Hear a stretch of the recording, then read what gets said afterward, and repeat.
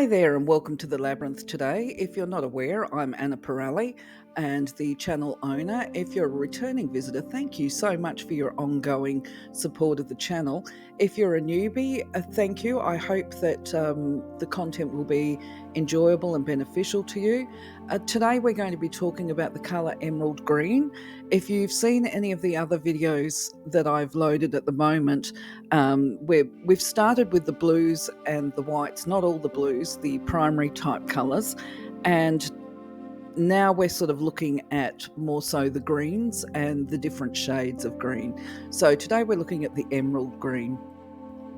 Of course, because emerald green is such a rich colour, it might be easy for people that don't know about colours to assume that green is a primary colour, where it's actually not. It's a secondary one.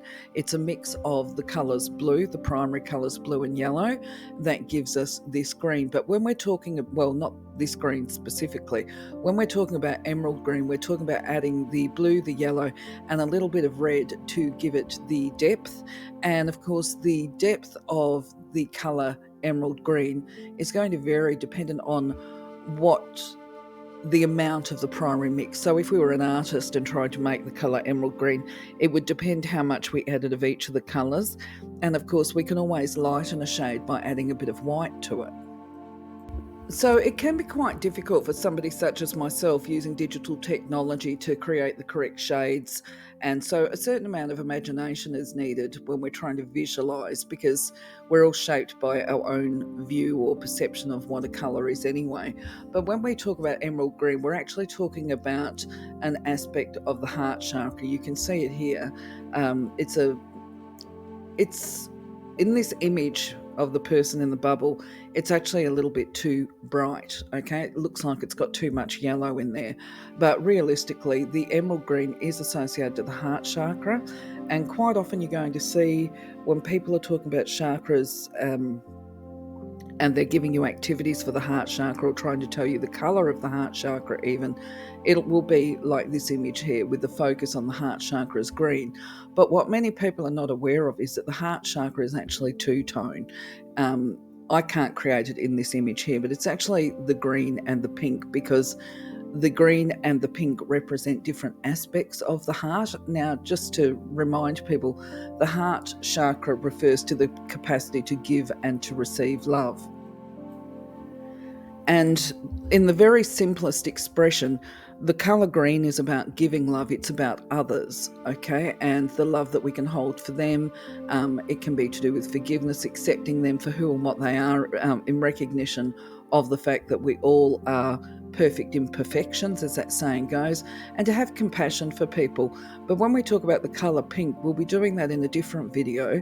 The pink refers to the capacity to extend that same love to ourselves, which is this business of accepting who we are right now today, that we're a work in progress, so to speak, learning to accept ourselves within our limitations right now, forgiving ourselves for what we perceive that we may have done wrong to ourselves or to other people, and to have compassion towards ourselves. So I just want to put that emphasis that if people think they've got a broken heart and they need to heal their heart chakra, I would encourage people to be working with both the emerald green and the pink, but we'll talk about pink later.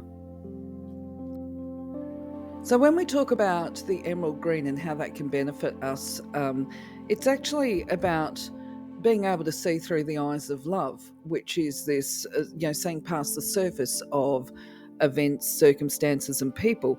I really have no idea where this saying about being the green-eyed monster or the links and associations of jealousy to green eyes comes from, because it's actually got absolutely no relevance from a colour healing or energetic perspective. Instead, it actually, as I say, when you look through the eyes of love, you're coming from a space of a balanced heart chakra. There becomes this not just ability to see, but this true understanding at a core level of who and what a person is. That's seeing outwardly, seeing perhaps the person that slurs you or does something to you that is unwelcome or undesired or whatever. It's where you're able to look at that person with compassion. Doesn't mean that you allow them to keep doing it. I just want to put that disclaimer there. But you're able to see what is motivating the person, what drives them and their behaviour. And even if we can't understand it, there is this capacity to hold the thought or belief. You know, that one that we've read in the Bible, if you're a Christian, I think it's I think it's a Christian saying, "Forgive them, Father, for they know not what they do." This is when people do harmful things to others. They're not aware. You know, people aren't always aware when they do hurtful things that it's going to create harm. Of course, sometimes people will lash out maliciously and deliberately and consciously to try and create harm for others. But a lot of the time, pain is inflicted through the absence of care or insensitivity. But when we're able to look through the eyes of vision, or the eyes of love, that means that we know realistically that if they knew about the karmic consequences of their actions and the decisions they make, they would actually avoid taking those actions in the first place. And we can include this in, people might be aware of risks that they're taking on a physical, conscious level of life. Like they might know, okay, if I go and rob a bank, the chances are I could be arrested and locked up. Well, obviously that's a big consequence to a big and flawed decision. But let's say that person got away with a crime, and from an earthly perspective, justice wasn't served on the earth plane. The capacity to see further and see through the eyes of love is that there is always going to be a karmic consequence. There is going to be a rebalance and a redress, and that may happen simply at the point of death, shifting from the body over to the spiritual existence, or it could be something that's allocated to them in their next life, if we're into this kind of thing. Of course, this little bit that I'm giving you here of information, this is based on belief and faith. I should actually turn around and say here that if I was working in a mental health setting, which of course for those that aren't aware, I have done, I wouldn't be talking about this kind of interpretation of the colour green with the client. I would probably be asking them to explain to me the following, or just asking them probing questions, because the other real physical relevance of emerald green in the here and now is that if somebody has been betrayed or really hurt, there's that heartbroken bit. If they're drawn to it, then there's some pain. I'll talk about that a little bit further in the video. Because at this point in time, what I want to focus on is this aspect of empathy that's associated with the colour emerald green. And within this context, when we talk about empathy, it's really important, I feel, that we explain that forgiveness doesn't mean saying that what a person does to us is okay, especially if it's very harmful. It just means that we're not willing to live with anger and bitterness and feeling hurt and feeling victimised. We let it go, as in we hand it over to the universe to sort out. We certainly do keep the boundaries in place and make sure that we're not put in that position again. And we also, if there's a risk that person might come back, because it all depends, it's all contextual, it's who the person was that hurt us, of course. I think probably the best way to describe it, and I've got to be very cautious here as well and say this is not about blaming victims and saying, well, you asked for it, you put yourself in the space of it to be hurt, you chose it, right? No, I don't actually see it that way. There might be some people that would say that, but I think that's a bit awful for anybody that has actually been victimised or treated badly. I think through the process of forgiveness, what happens is that we recognise, and this is the hardest bit, I feel, to actually overcome betrayal if we've been betrayed, is that with these really deep wounds of betrayal, within ourselves, we might not have asked to be hurt, but we choose to ignore the signs. The universe always gives us signs, but we have this amazing capacity as human beings to either ignore the voice of intuition or talk ourselves into believing what we want to believe when somebody is clearly showing us who and what they are. And so therefore, when it comes to the forgiveness aspect, it's also about recognizing and forgiving ourselves. And I think this is where the pain really can become embedded and very problematic going forward, is where we hold on to that pain and we're just filled with rage and anger, because this is how pain normally comes out, with these deep-seated feelings of betrayal. But the point is that, let's say that, somebody who was raised very badly with poor parenting and that kind of stuff, and perhaps suffered child abuse and all the rest of it, of course, they didn't ask for any of that. They were just little children and they were powerless. But right now, today, they can forgive and move on and create a whole new life for themselves, things like that. But for us adults that have a voice and have found ourselves in difficult situations, and I'll put my hand up for this, and say, yeah, look, I've been guilty of it as well. Even with my psychic gifts and heightened intuition, I found myself in difficult situations, and each of those I have ignored my own inner voice. I even had my poor guides showing me dreams, warning me of stuff that was going to happen, and I talked myself into believing that these warnings were actually my negative mind chatter as opposed to being my intuition. So that pain and forgiveness is something that we have to strive for. I think the biggest challenge is to forgive ourselves, and in the process forgive others. It goes hand in hand, is where I'm going. But having empathy is a huge part of the healing, and this is why I would say probably use the pink and the green, because it's about forgiving those people for what they've done and forgiving ourselves for our part in whatever has transpired as well, and what we perceive to be our own failings. So this video doesn't become really long, I'll just try and speed things up a little bit and say, look, the whole point of the heart chakra and forgiveness is this process of accepting, as I said before, accepting people for who and what they are, understanding their motivations, and in this way, by forgiving, we actually empower ourselves. But I want to make clear here, one of the biggest difficulties or challenges that I have had myself is actually recovering from what is called narcissistic abuse. And this is a really interesting behaviour, because it's definitely malicious, vindictive, and extremely potentially harmful to people. And without knowing what is happening in every country around the world, in Australia we seem to have a heightened prevalence of them in the workplace at the moment, which is actually if I can speak properly, where one of my worst experiences happened. And the difficulty, because hey, we're all human, is, look, I can accept that they're going to do it, right? I could even understand what was the background to their motives and behaviours for doing what they did.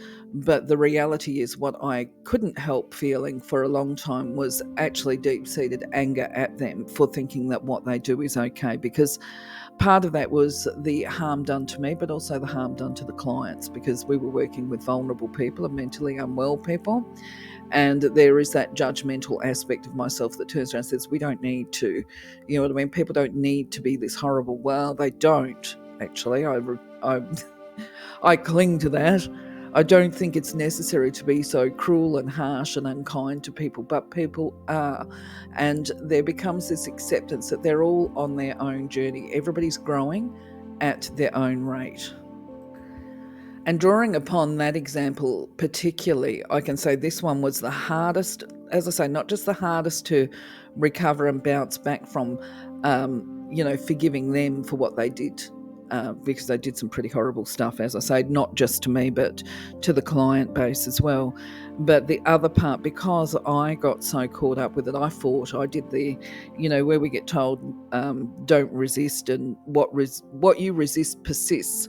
I fought, because obviously I'm a little bit of a warrior, and I fought that as far as I could take it through the system and all the rest of it, and clearly lost the battle, and clearly lost a bit of faith there, I can tell you, in the universe, and did a lot of questioning and inner reflection and all the rest of it. But where I'm going with this is, forgiveness aspect doesn't mean it's okay for them to do what they've done. The best way that I can explain this process of understanding, acceptance, and the forgiveness aspect is recognizing, after a period of time, I was able to sit back and be honest with myself and look at everything that had transpired and see my contributions to the pain of the situation, if you like. Now, this isn't about saying that I did something to deserve it. This is about saying I ignored the warning signs. That would be taking information to my employer about potential care issues and seeing that there was a lack of commitment from the organisation towards the care. Now, if you've got a manager, they are going to dictate the shots of how an organisation runs. So if you are at the bottom of the food chain, as I was, and you start rocking the boat and trying to improve services or reminding them of their duty of care and that kind of thing, then it's going to create a bit of a kickback, especially by people that have no commitment to improving services and standards. And that's what I was up against. So right from the get-go, I should have pulled the pin, in hindsight, and gone and got a job somewhere else. But instead I stayed there and fought. So there's that business of forgiving myself for talking myself into a course of actions that I didn't feel needed to happen. At the end of the day, though, there's always more to the eye than what we actually see. And it is what happened, so then it's a case of move on. Now, the point with the empowerment part on this slide is empowerment is when we learn from our past mistakes, and when we step into our power and go, well, that's not going to happen anymore. I'm not going to let people do that to me anymore. So within the context of how did I empower myself, for instance, after that horrendous workplace job situation, I would be more aware in any future jobs I might take on to the signs. And I think from a point of self-care, I would find a different way of navigating the terrain. I reckon that at the first instance, I would be looking for a job somewhere else. I wouldn't be staying with them. And if they were harmful practitioners, I would try and use the system in different ways outside of that organisation to try and get it changed. I wouldn't be trying to change it within, and I wouldn't be trying to work by the rules of basically an immoral and unethical organisation. Anyway, moving on. So hopefully what you're seeing here is that through the process of the heart chakra and expanding love outwardly and forgiveness, you're becoming aware that when we hold on to this anger and pain, for example, of betrayal, it impacts on our capacity to feel pleasure and joy in the current moment. Now, if you've been hurt, you'll know this because there'll be triggers that make you want to cry. Potentially other people might see you being reactive because you only have to mention something and it brings up a reminder of something else. So where I'm going with this is the idea of holding on to anger and rage at people that have hurt you is, as somebody put to me years ago, it's like swallowing rat poison to kill the rats, but you're not giving it to the other people, you're holding it inside yourself, and it's a very toxic emotion that will ultimately impact on your whole physical system and lead to at least poor health, really poor health. So we draw upon the colour emerald green for forgiveness, to release hardness and resentment towards others for the things that they may have done to hurt us. So before we go on to the next slides, I just want to make a mention here for those people that are into angels. When it comes, it's just so, I find interesting sometimes.